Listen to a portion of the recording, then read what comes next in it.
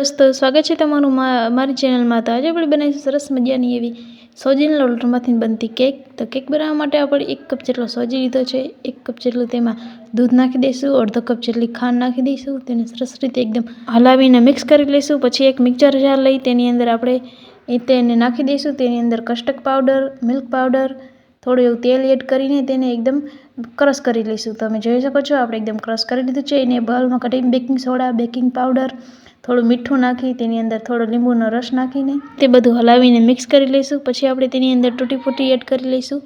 તેને એમાં નાખીને સરસ રીતે એને પણ મિક્સ કરી લઈશું। પછી તેની અંદર આપણે વેનીલા એસેન્સ થોડો એડ કરી દઈશું। તેને સરસ રીતે હલાવી લઈશું। પછી આપણે એક બાઉલમાં લઈ તેને આપણે બધું કેકનું બેટર તેમાં એડ કરી દઈશું।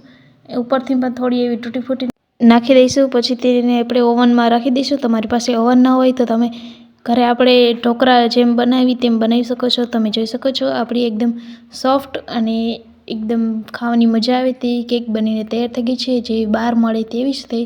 તો તમે પણ એકવાર ઘરે જરૂરથી ટ્રાય કરજો। વિડીયો ગમ્યો હોય તો લાઇક, શેર અને સબસ્ક્રાઈબ કરજો। Okay, thank you.